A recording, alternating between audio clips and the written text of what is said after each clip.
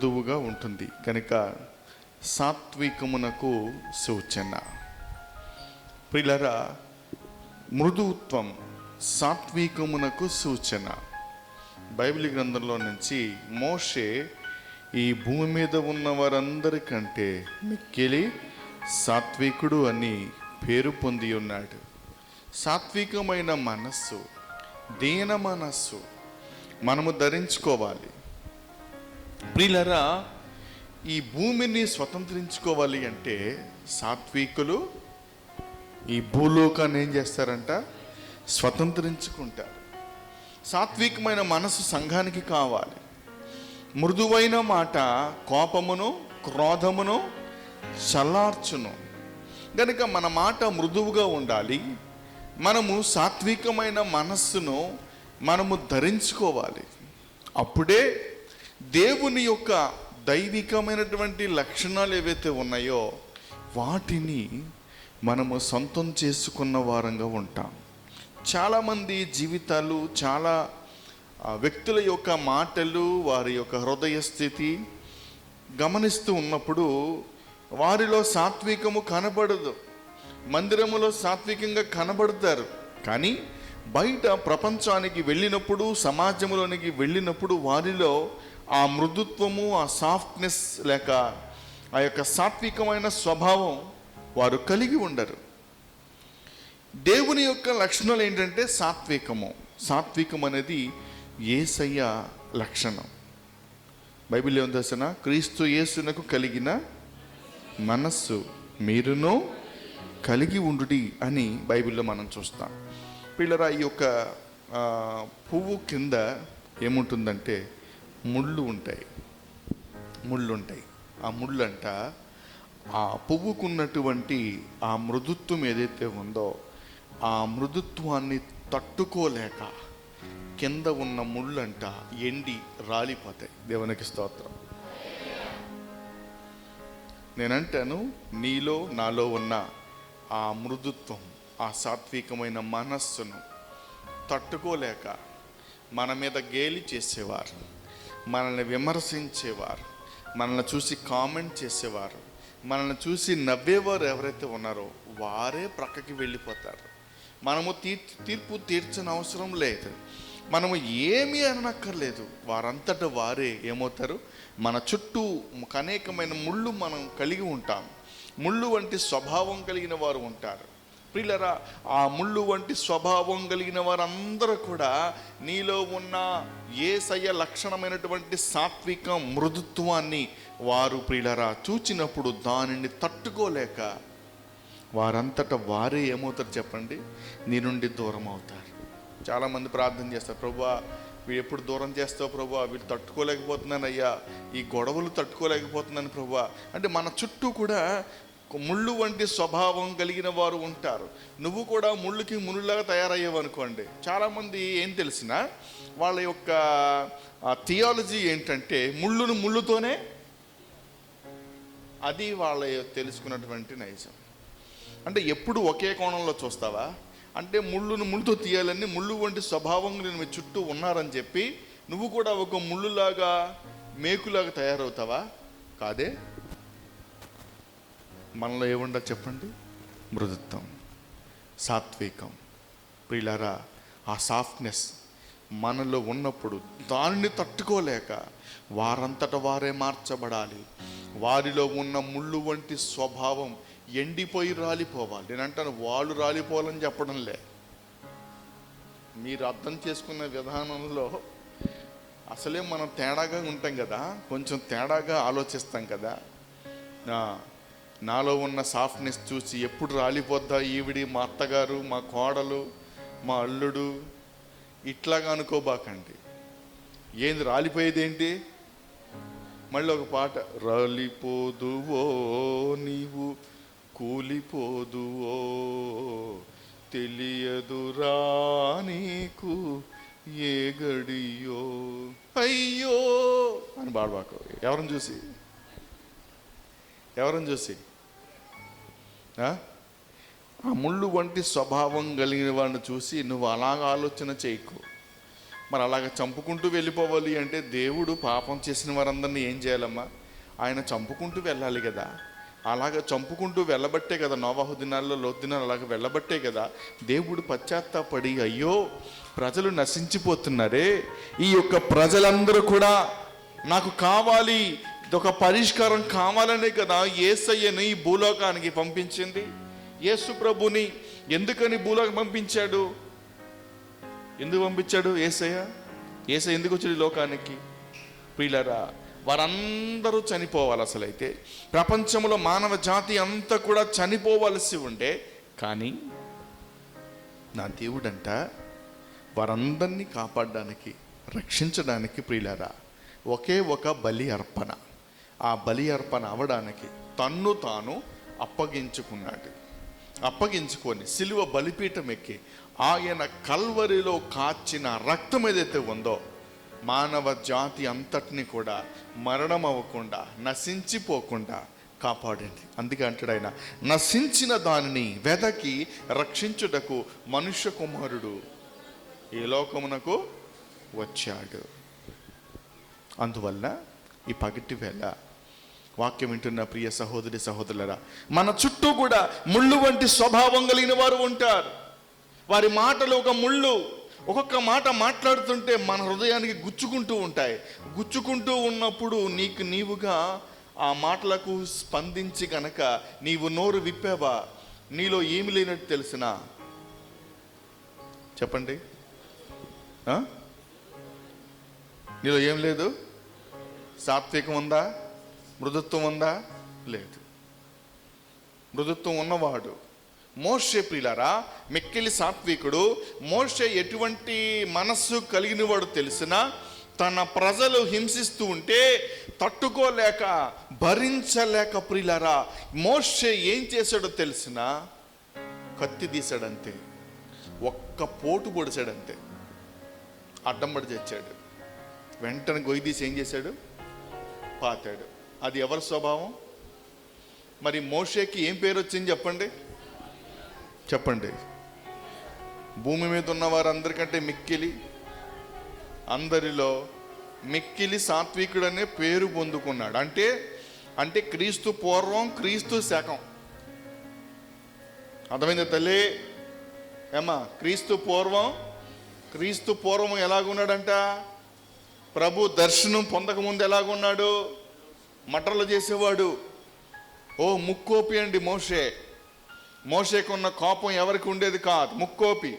అంటే చూడండి, చట్టం అంటే భయం లేకుండా, అయ్యో నన్ను చంపేస్తారనే భయం లేకుండా మోషే ఒక వ్యక్తినే చంపి పాత పెట్టాడంటే ఎంత కోపిష్టో చూడండి. అటువంటి కోపిష్టికి మంచి పేరు వచ్చింది. ఏంటా పేరంట చెప్పండి?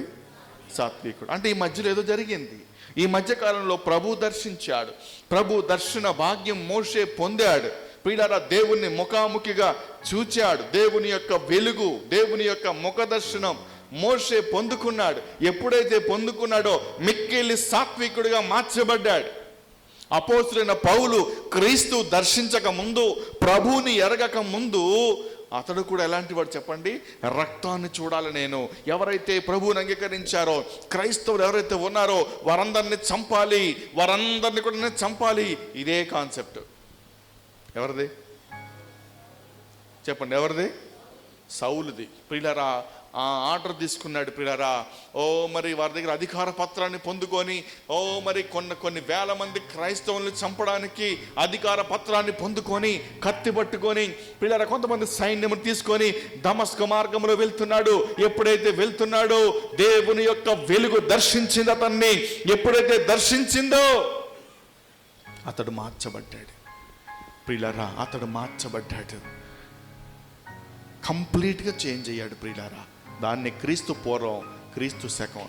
అమ్మా, నువ్వు యేసయ్య దగ్గరికి వచ్చావు, రక్షణ పొందావు.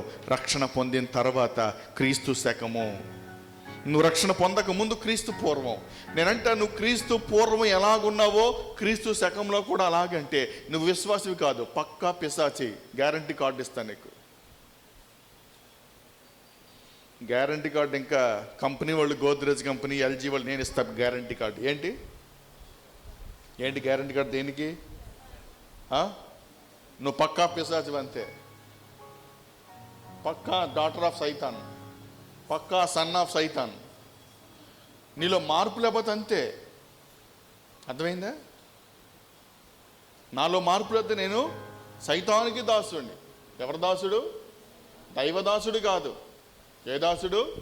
సాతాన్ దాసుడు. కొంతమంది ఉంటారు సాతాన్ దాసులు.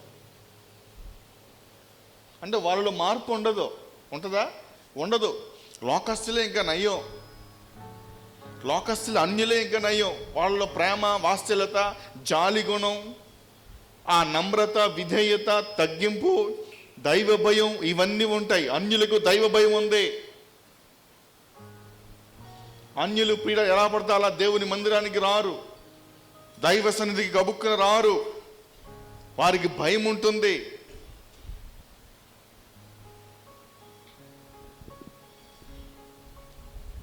కానీ భయం లేనిది ఎవరు తెలిసినా క్రైస్తవులకు భయం లేకుండా ఉండే, అయ్యో దేవుని సన్నిధి, దేవుని మందిరం కదా, మన ప్రవర్తన సరిగా ఉండాలి, మన మాట సరిగా ఉండాలి కదా అనే ఆలోచన మన జీవితాల్లో లేదు. అసలు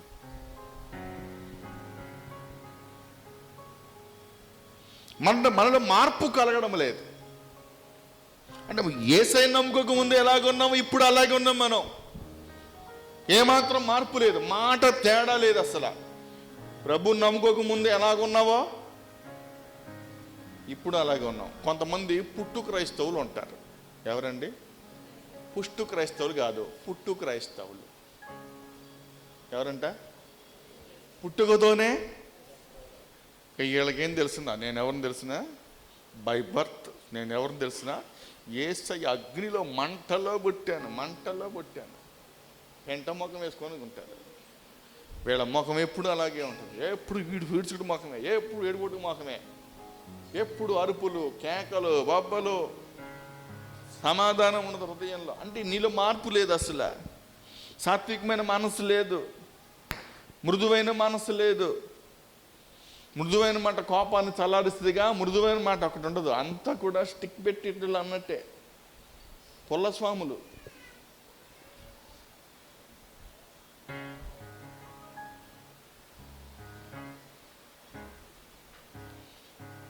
కోడలికి అత్తగారంటే పడదు, అత్తగారంటే కోడలికి పడదు.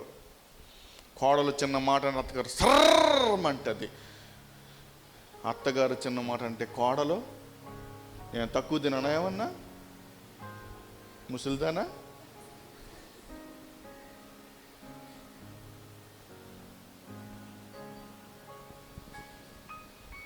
ఇది మన యాటిట్యూడ్ అన్నమాట. మనమందరం మార్చబడదుము గాక. ఏమంటే మృదువైన మాట, మృదుత్వం, సాఫ్ట్నెస్, ప్రిలరా, సాత్వికం. నా యేసయ్య అంట సాత్వికుడు. దేవునికి స్తోత్రం. యేసు ప్రభునంట ఎంత హింసించినా, ఎన్ని పిడిగుద్దులు గుద్దినా ఆయన నోరు తెరవలేదు. మనమైతేనండి కనీసం ఏవి అనలేకపోయినా ఉరివిరిమన్న చూస్తాం. మనం ఎలా చూస్తాం? ఉరివిరిమి చూస్తాం. ప్రియులరా, విశ్వాసులరా, మనం ప్రభువుని నమ్ముకున్నాం. దాని వలన మనం అపరాధులుగా ఎంచబడతాం. మీరు చేస్తున్న ఫీల్డ్లో, మీరు ఏ ఫీల్డ్ అయినా కావచ్చు, మీది డ్రైవింగ్ ఫీల్డ్ కావచ్చు, షాపు కావచ్చు, వ్యవసాయం కావచ్చు, మీరు ఏ ఫీల్డ్ అయినా కావచ్చు, ఏ ఫీల్డ్ అయినా మీలో ఉన్న సాత్వికాన్ని 10 మందికి తెలియనివ్వండి. యేసు ప్రభుని అనేక మందికి పరిచయం చేయండి. యేసయ్య ప్రేమను అనేక మందికి పరిచయం చేయండి. కానీ మీలో ఉన్నటువంటి అసహనాన్ని, కోపాన్ని మీరు వ్యక్తపరిచి దేవుని నామానికి అవమానకరంగా మీరు ఉండద్దు. నిజంగా దేవుని కార్యాలు మీరు చూడాలనుకుంటే ప్రభువుని చూపించండి, దేవుణ్ణి మీరు చూపించండి. ప్రభుని మీలో ఉన్నటువంటి ఆ సాత్వికమునే మనస్సు ద్వారా మీరు అనేక మందికి ప్రభువుని మీరు చూపిస్తే నా దేవుడు మిమ్మల్ని 1,00,000 మందికి చూపిస్తాడు. ఎంతమందికి? కొన్ని లక్షల మందికి మిమ్మల్ని చూపిస్తాడు. ఈ రోజున ప్రియులారా, అనేక మంది, కొన్ని లక్షల మంది అనేక మంది వైపు చూస్తున్నారు కదా. వాళ్ళ బిజినెస్ కావచ్చు, వాళ్ళకు ఉన్నటువంటి టెక్నాలజీ కాబట్టి వారి కంపెనీ కావచ్చు, వాట్ ఎవర్ ఇట్ మేబీ, ఏం చేస్తున్నారు? కొన్ని లక్షల మంది ఒక వ్యక్తి వైపు, ఒక కంపెనీ వైపు, ఒక సంస్థ వైపు చూస్తున్నాడు. అంటే ఆ సంస్థ, ఆ వ్యక్తి కొన్ని లక్షల మందికి పరిచయం అయ్యాడు. అందరూ అటు చూస్తున్నారు కదా. మనల్ని ఎవరైనా చూస్తారా? మనల్ని ఎవరైనా చూస్తారండి? చూడరు అసలు కదా. అసలు మనం ఎవరైనా తెలుసండి?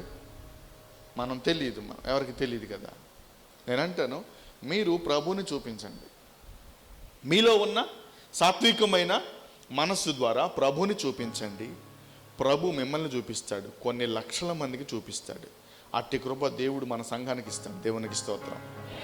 హల్లెలూయా, హల్లెలూయా. ప్రియులారా, బైబిల్ గ్రంథంలో మనం గమనిస్తే చూడండి, ఈ పుష్పము వంటి దానను అని చెప్పండి. ఏమంటుంది? నేనెవరిని? షారోను పొలములో పూయు పుష్పము వంటి దానను. అంటే ఆమె అంటుంది, షారోను పొలంలో పూసే పుష్పము వంటి దానను. ఆ మాదిరి తీసుకుంది. ప్రియులరా, మనము మాదిరికరంగా ఉండాలి. అబ్రహాము విశ్వాస విషయంలో మాదిరిగా ఉన్నాడు. దావీదు ప్రియులరా పశ్చాత్తాపం విషయంలో మాదిరిగా ఉంటే, మోషే సాత్వికం విషయంలో మాదిరిగా ఉన్నాడు. ఈమంటుంది, నేను షారోను పొలములో పూయు పుష్పము వంటి దానను, లోయలలో పుట్టు పద్మము వంటి దానను. లోయలలో పుట్టు పద్మము. ప్రియులారా, ఈ లోయలో పుట్టు పద్మం అంటే మనం కొన్ని ప్రాంతాల్లో, మనము చెరువుల్లో, వాటిలో, కుంటల్లో చూస్తూ ఉంటాం. ఒక ఫ్లవర్ ఏమవుతుందో తెలిసిన, అది ఆ బురద నీటిలో నుంచి అది పుడుతుంది కదా. బురద నీటిలో నుంచి అలాగ పుడుతుంది ఆ పువ్వు. పుట్టి చక్కగా వికసిస్తుంది. ఆ యొక్క చెరువులో, ఆ కుంటలో అదొక్కటే అందంగా ఉంటుంది. దాని కింద చుట్టూ అంతా బురద నీళ్ళే. బురద ఏమాత్రం అంటదో ఆ పువ్వుకి, కానీ పువ్వు మాత్రం చాలా అందంగా ఎలాగ కనిపిస్తుందో, విశ్వాసులారా, మనము లోకములో మనము జీవిస్తున్నాం. మనము ఎలాగుండాలో తెలిసిన, లోకము అంటకుండా, బైబిల్లో రాస్తాడు, ఈ లోక మర్యాదను మీరు అనుసరించేవారిగా కాక అని రాస్తాడు. అంటే లోక మర్యాదను అనుసరించక, లోకము అంటకూడదు. మనకి పాపం అనేది అంటకుండా ఉండాలి. పాపము అంటని వారిగా, ఆ యొక్క డస్ట్, బురద అంటని వారిగా మనం ఉండాలి.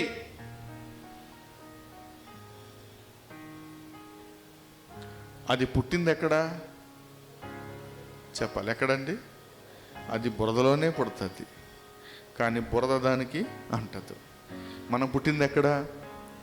లోకంలోనే పుట్టాం, పాపంలోనే జన్మించాం, కానీ పాపము అంటకూడదు మనకి. ఆ విషయంలో క్రైస్తవులు శ్రద్ధ వహించాలి. లోక సంబంధమైన మాటలు మనకు అంటకూడదు. లోకస్తులు మాట్లాడినట్లుగా మనం మాట్లాడకూడదు. లోకస్తులు ఉన్న వేషధారణ మనలో ఉండకూడదు. టోటల్గా లోకం అంటకూడదు. అన్య ఆచారములు మనకు అంటకూడదు. నువ్వు స్పెషల్గా, నువ్వు సపరేట్గా ఉండాలి. ఒక ప్రత్యేకమైన వ్యక్తిగా ఉండాలి. దేవునికి స్తోత్రం.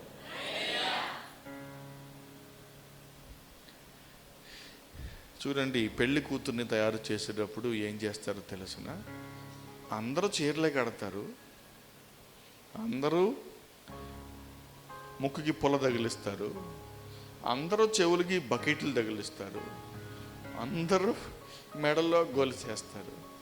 కానీ పెళ్లి కూతురు మాత్రం స్పెషల్గా ఉంటుంది. ఏంటంటావు కారణం?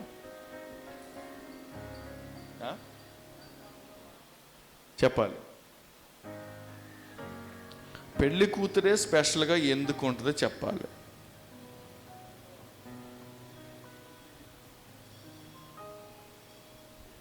చెప్పండి నాన్న, నేనేం అనుకోనులే, మీరు చెప్పండి. పెళ్లి కూతురు మాత్రమే ఎందుకని స్పెషల్గా ఉంటుంది? యవనస్తులకి చక్కటి నవ్వు వస్తుంది.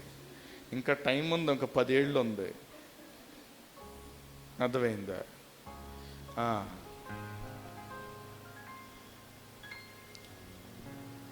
ఏంటి స్పెషల్ అంటే, నువ్వు ఒక్కసారి స్నానం చేస్తే పెళ్లి కూతురికండి నలుగు పెట్టి 10 సార్లు స్నానం చేపిస్తారు. తెలుసా మీకు? నువ్వంటే బుడబుడ పోసుకొని వచ్చేస్తావు, కానీ పెళ్లి కూతురికి ఏం చేస్తారు? అందుకనే పెళ్లి టైంలోనే కాస్త రంగు కనిపిస్తారు. పెళ్ళి ఆఫ్టర్ మ్యారేజ్. అందుకే పెళ్లి కొడుకు అంటాడు, నీ ఏంటి నువ్వు అప్సరసలాగా ఉన్నావు అంటాడు. 6 నెలల తర్వాత ఏంది అప్పలమ్మల ధైర్యం ఉన్నావు అంటాడు. కారణం ఏంటి? బుడబుడా స్నానం అంటారు దాన్ని. ఏ స్నానం? బుడబుడ. అంటే పెండ్లి కుమార్తెకి స్పెషల్గా ఏం చేస్తారు చెప్పండి? నలుగు పెడతారు. సున్నిపిండి ఆ పిండిలు అన్నీ కలిపి వంటలు పప్పలు చేసుకుంటారు. అంటే ఆ పిండిలు తెచ్చి ఏం చేస్తారు? రుద్ది రుద్ది రుద్ది మట్టి అంతా కూడా వదిలిచ్చి ఏం చేస్తారండి? చాలా చాలా నీట్, ప్రతి పాయింట్ కదండి, ప్రతి పాయింట్ కూడా. గోర్లు బాగా పెరిగి దయ్యం గోళ్ళు వేసుకుని ఇలాగ ఉందనుకోండి, ఏం చేస్తారు? నీట్గా ఏం చేస్తారు చెప్పండి? నీట్గా స్పెషల్గా ఒక వ్యక్తిని పిలిచి ఏం చేస్తారు? ఆ గోర్లు కూడా కట్ చేసి ఆ గోర్లకి మళ్ళీ ఏం చెప్పండి? పాలిష్ చేసి నీట్గా. అంటే ఎక్కడ కూడా మైనస్ అనేది దొరకకుండా ఉండేదానికి ప్రయత్నం చేస్తారు. అవునా కదా? ప్రత్యేకం. నేనంటే అలా ప్రత్యేకంగా ఉండాలి. క్రైస్తవుడు ఎప్పుడు అలాగే ప్రత్యేకంగా ఉండాలి. ఎప్పుడో ఒకసారి కాదండి. బల్లాకారం ఒకరోజు కాదు, ఆదివారం ఒకరోజు కాదు, శనివారం ఒకరోజు కాదు. ఎప్పుడు ఉండాలి చెప్పండి? నువ్వు ఎప్పుడు ప్రత్యేకంగానే ఉండాలి. నువ్వు ఎప్పుడు సిద్ధపడుతూనే ఉండాలి. నువ్వు ఎప్పుడు నీలో ఉన్న పాపాలు ఒప్పుకుంటూనే ఉండాలి, విడిచిపెడుతూ ఉండాలి. ఏ బురద అంటకూడదు, ఏ లోకం అంటకూడదు. లోకంలో ఉంది ఏంటి? శరీరాశ, నేత్రాశ, జీవపు డమము, ఇవే కదా లోకములో ఉన్నవి.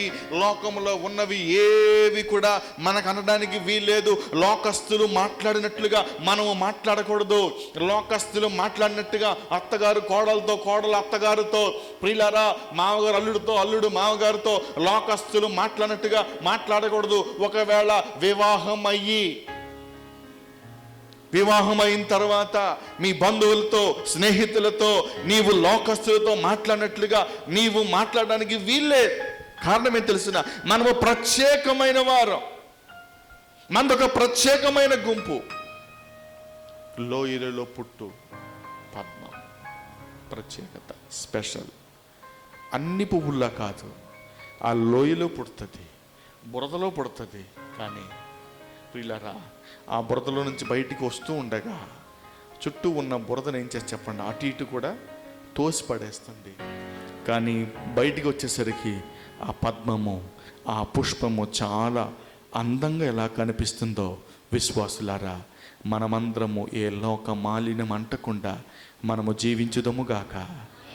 అట్టి అభిషేకం కొరకు కనిపెట్టుదముగాక. ఒకవేళ అంటినా వెంటనే వాక్యమనే ఉదక స్నానము ద్వారా మనము పవిత్రపరచుకుందుముగాక. సహజంగా ప్రియులరా, మనకి బయటికి వెళ్ళినప్పుడు డస్ట్ అంటుతుంది.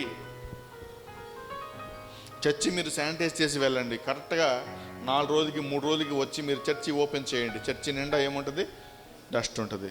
ఒక వారం రోజులు మీ ఇంటి తలుపులు వేసి మీరు ఊరికి వెళ్ళండి. వచ్చేసరికి వెంటనే ప్రియుల దాదాపు 1/2 ఇంచ్ మందం మట్టి చక్కగా పేరుకొని ఉంటుంది. మీరు తుడిస్తే, మీరు గనక తుడిస్తే ఆ డస్ట్ అంతా తుడిస్తే ఖచ్చితంగా 1/4 కేజీ వెళ్తుంది. ఎంత వెళ్తుంది? 1/4 కేజీ వెళ్తుంది. వీళ్ళు ఉన్నారు కదా మన పిల్లల్లో, సోమేశ్వరును, జాను, విష్ణులు ఉన్నాయి కదా. అయ్యగారు మా ఇంట్లో డస్ట్ కొనడానికి వస్తారు అయ్యగారు అంటే నేను అన్నాను, మా ఇంట్లో కూడా ఉందని డస్ట్ బోర్డులు ఉంది. ఇది ఎవడు కొంటాడు? ఇది ఎవరిని కొంటాడా? ఆ రోజు డస్ట్ పడుతుంది, రోజు కూడా దుమ్ము పడుతుంది. దుమ్ము పడడం సహజం. దుమ్ము పడితే మనం ఏం చేస్తాం చెప్పండి? చీపురు పెట్టి తుడుచుకుంటాం. రోజు స్నానం చేస్తామా? బైబిల్లో ఏం వస్తున్నా, మీరు ఏం చేయండి, మీ ముఖము కడుక్కొని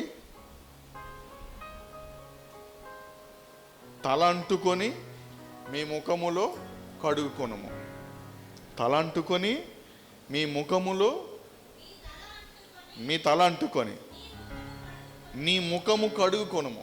చాలండి. తల అంటుకోవాలంట, ముఖం కూడా కడుక్కోవాలంట కదండి. తల అంటుకుంటాం కదా, 3 డేస్కో 4 డేస్కో అంటుకుంటాం. మళ్ళీ ఏం చేస్తాం? ప్రతి పూట ఏం చేస్తామండి? అంటే మనకి మట్టి అంటుతుంది, లోకం అనేది అంటుంది, ఖచ్చితంగా అంటుంది లోకం అనేది. లోకంలో జీవిస్తున్నాం, వ్యాపారంలో కానీ, వృత్తిలో కానీ, లేకపోతే ఎడ్యుకేషన్లో కానీ లోకం అంటుతుంది. ఏం చేయాలి చెప్పండి? నువ్వు వెంటనే కడుక్కోవాలి, అప్పుడే నువ్వు ప్రత్యేకంగా ఉంటావు. యేసయ్యకి అలాంటి పద్మే కావాలి, అలాంటి పువ్వే కావాలి. దేవుని స్తోత్రం, హల్లెలూయా. యేసయ్య అంట పద్మములు ఏరడానికి వస్తాడంట. ఏం చేస్తాడు? పువ్వులు ఏరుకోవడానికి వస్తాడు. దేవుని స్తోత్రం. మనము ప్రియులారా యేసయ్యకి నచ్చిన పువ్వు వలె జీవించదుము గాక. దేవునికి స్తోత్రం, హల్లెలూయా. అసలు యేసయ్యకే నచ్చావా? నీ ప్రవర్తన యేసయ్యకే నచ్చిందా? యేసయ్యకి నచ్చితే మనం ఇంకా చూడండి, ఆయన ఆశీర్వాదాలకి మనం ఉబ్బి తబ్బిబ్బైపోము. అవునా కదా?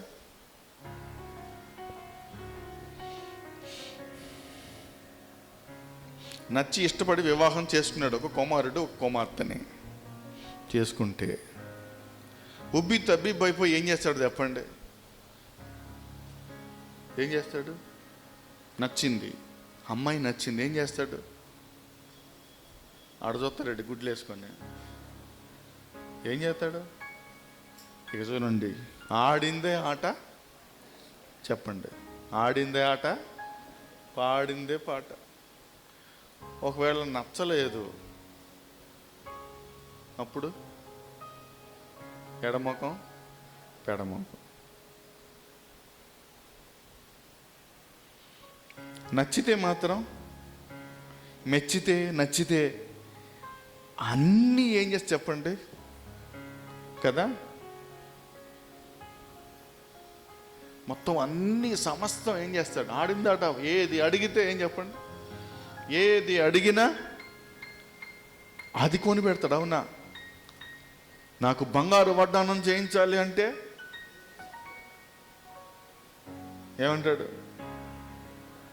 నా చెయ్యి తిరగగాని నీకు వడ్డానం ఏంటి, శుభ్రంగా మొత్తం బంగారపు జాకెట్టే కొంటాను అంటాడు. వీడు మాటగారోడు కదా, ఉట్టిదే.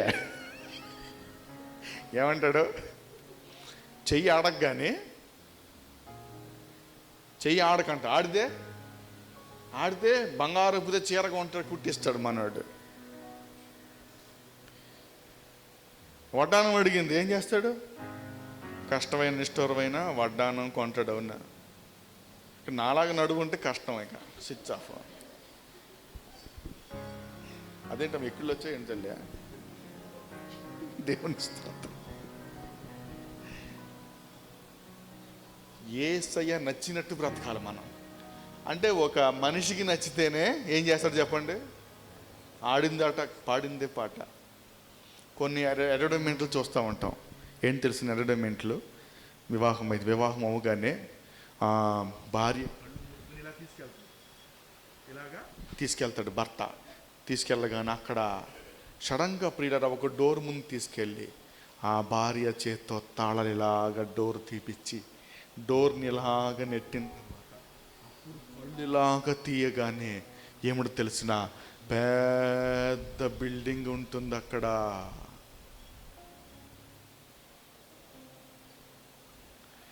నచ్చితే ఇలాంటివి ఉంటాయి. దేవుని స్తోత్రం. నచ్చితే ఇలాంటి ఆశీర్వాదాలు, వడ్డానాలు, ఇలాంటి లోక సంబంధంగా. ప్రభువుకు నచ్చితే, యేసయ్య మెచ్చితే మనల్ని